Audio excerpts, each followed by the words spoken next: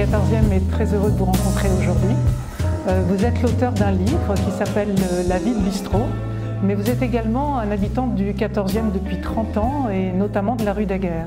Qu'est-ce qu'un bistrot? En quoi est-ce différent d'un restaurant ou d'une brasserie par exemple? Alors, il n'y a pas de définition précise du bistrot, pas de définition légale, même statistique, c'est-à-dire que dans les statistiques, on ne retrouve pas la catégorie bistrot. Une petite difficulté. Alors, comment définir le bistrot? Tous les établissements peuvent se dire bistrot et certains qui se disent bistrot n'en sont pas, tandis que d'autres qui ne se disent pas bistrot en sont. Mais il faut remonter à l'histoire. C'est d'abord un établissement populaire, vraiment populaire, fait pour des employés, les ouvriers. À l'origine, c'est les ouvriers. À l'origine, c'est les Auvergnats qui ont inventé le bistrot. Ça n'existait pas avant.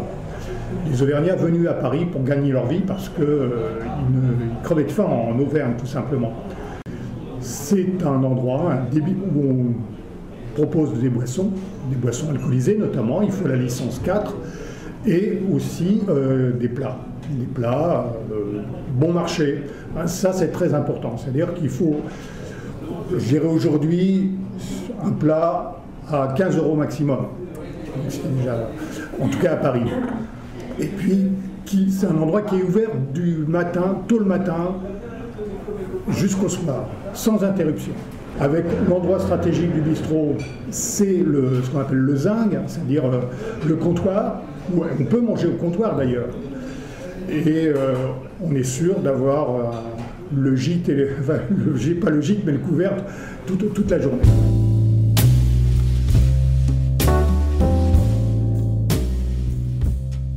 Vous êtes sociologue.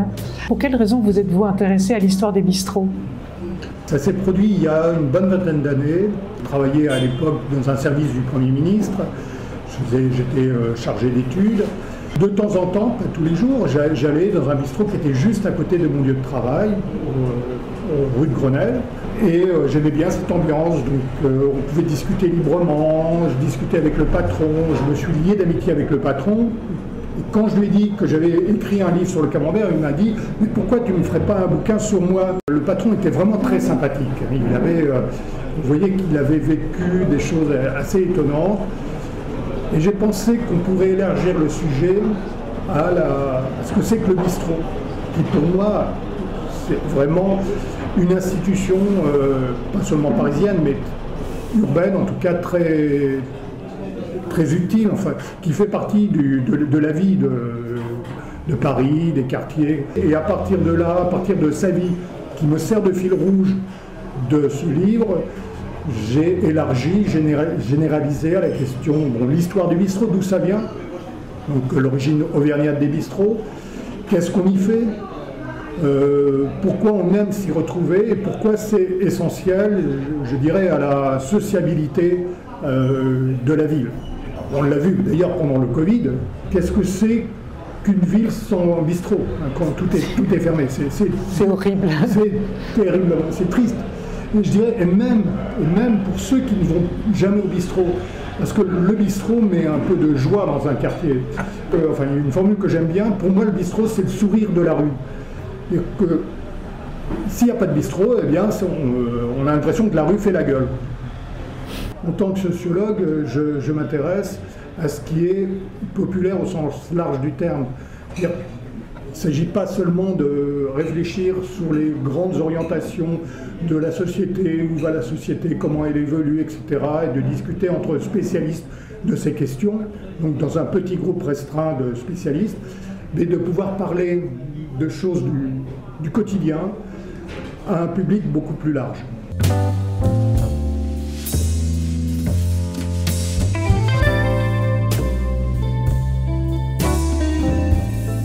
Comment a évolué le nombre de bistrots au cours du temps? Il n'y a pas de définition précise du bistrot. C'est difficile, il n'y a pas une catégorie bistrot dans les statistiques de l'INSEE. Ce qui est certain, c'est qu'il a fortement baissé. Je crois que depuis depuis 2000, il y en a 20% en moins. Donc c'est peut-être plus, c'est peut-être moins, mais en tout cas il y a une forte baisse. Et aujourd'hui, il doit y en avoir, en tant que débit de boisson, 1400, 1500, enfin, Pour tout Paris. Pour tout Paris. Plusieurs raisons expliquent cette fermeture des bistrots. Il y a notamment le télétravail aujourd'hui. Il y a aussi le fait que les loyers commerciaux ont beaucoup augmenté, ce qui fait que c'est répercuté sur le prix des consommations et donc ça écarte un certain nombre de personnes qui ne peuvent pas aller aussi souvent au bistrot. Certaines catégories populaires ont déserté Paris. Votre livre parle de l'Empire auvergnat. Dans quelle mesure existe-t-il toujours en 2023 ? Alors, l'Empire, c'est beaucoup dire. C'est vrai que les Auvergnats sont très puissants dans l'hôtellerie-restauration à Paris. Ça vient historiquement de l'arrivée des Auvergnats au moment de l'industrialisation à Paris. Donc des Auvergnats qui partent de chez eux parce qu'ils crèvent de faim. Surtout en hiver, il n'y a rien à becter, il y a des grandes familles, donc ils viennent à Paris et ils prennent tous les petits boulots existants.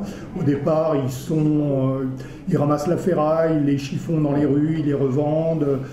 Donc c'est le boulot il faut faire attention, avoir l'œil ouvert, et puis il faut bosser vraiment beaucoup. À une époque, ils étaient porteurs d'eau aussi. Donc ils amenaient, quand il n'y avait pas l'eau courante, mais ils portaient de l'eau au 6e étage des immeubles haussmanniens. Donc, les Auvergnats n'étaient pas du tout, contrairement à d'autres provinciaux, anti-parisiens. Ils savaient qu'à Paris, ils pouvaient s'émanciper et ils pouvaient gagner de l'argent. Et donc, leur cadeau à Paris, ça a été le bistrot. Les Auvergnats ont beaucoup investi dans l'hôtellerie-restauration et contrôlent environ 70% des établissements parisiens. Ce qui est quand même encore énorme. Notamment via les fournisseurs de bière, enfin de boissons, les Tafanel, Olivier Bertrand, puis j'en oublie, les cafés Richard également. Vous voyez, tous les fournisseurs de bistrot n'ont pas un monopole total. Il y a eu un phénomène intéressant au tournant des années 50, je dirais, en France, c'est l'arrivée des Kabyles. Pour moi, les Kabyles, c'est un peu les Auvergnats d'Algérie. Ils vivent dans des montagnes qui sont peu généreuses au point de vue agricole. Et donc, ils sont industrieux, courageux. Ils ont pris des bistrots à Paris, dans le même esprit que les Auvergnats, en fait. Et ils ont rien changé dans le mode, peut-être qu'ils ont apporté avec eux le couscous, au lieu de la potée et du chou farci, mais c'est un peu la seule différence. Avec cette même ouverture d'esprit. Récemment, depuis une quinzaine d'années, on constate l'arrivée de Chinois. Les distances de la civilisation chinoise par rapport à la civilisation occidentale dans laquelle ont baigné aussi les Kabyles est grande. Mais il y a un point commun, c'est-à-dire que les Auvergnats ont pu s'installer à Paris grâce à la solidarité mutuelle. Voilà, les mutuelles. Les Chinois, il y a les tontines. Bon, on ne sait pas très bien comment ça se passe, la gestion de l'argent chez les Auvergnats, on ne sait pas non plus comment ça se passe chez les Chinois, donc c'est un peu l'histoire du black, en fait, du travail au noir, et puis les combines. Les combines, oui. Je pense que les Chinois se spécialisent plutôt dans les bars tabac. C'est-à-dire que là où il y a une circulation, bar tabac, éventuellement PMU, là où il y a une circulation d'argent beaucoup plus importante, et moins dans les bistrots traditionnels.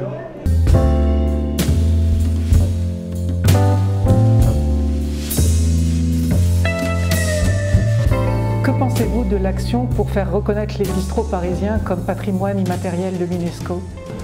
L'idée, c'est de défendre le bistrot, non pas matériellement, puisque c'est immatériel, mais comme art de vivre. Art de vivre à la française, peut-être plus largement. C'est un lieu de convivialité très important. On a besoin de ça, parce que c'est ce que j'appellerais une sorte de tiers-lieu, un lieu de liberté en même temps qui offre un certain confort. On est assis, il y a du chauffage en hiver, et puis on peut prendre un verre, grignoter quelque chose. Donc on est vraiment très très à l'aise et c'est un lieu de rencontre. On apprend les nouvelles du quartier. C'est un endroit où on est bien et on peut dire facilement, on peut se laisser aller d'une certaine manière. Donc c'est important de préserver cet endroit de convivialité. C'est un mode de vie important, qui d'ailleurs a été attaqué au moment des attaques terroristes, par des gens, par les terroristes qui ne voulaient pas, qui étaient contre ce mode de vie, cet art de vie. Quand on arrive dans un quartier, le bistrot, c'est un endroit où on va rentrer en contact avec les habitants de manière facile, c'est-à-dire pas intrusive. Dans le bistrot, vous entendez facilement tous les points de vue, des avis qui sont différents des vôtres. Ce qui nous change des réseaux sociaux d'Internet où les algorithmes vous mettent systématiquement en contact avec des gens qui pensent comme vous, si bien que vous ne voyez le monde qu'à travers un certain filtre. Il suffit d'aller au bistrot, vous allez entendre des idées qui ne sont pas les vôtres, qui vont peut-être vous choquer, mais c'est important de les entendre. Ça vous oblige à vous poser la question, pourquoi ils pensent comme ça, et qu'est-ce que je pourrais leur dire pour essayer de... Évidemment, pas de leur faire changer d'avis, parce qu'il ne faut pas rêver, mais de voir le monde de manière un peu plus complexe, de prendre en considération d'autres éléments que ceux qu'ils avancent. Voilà.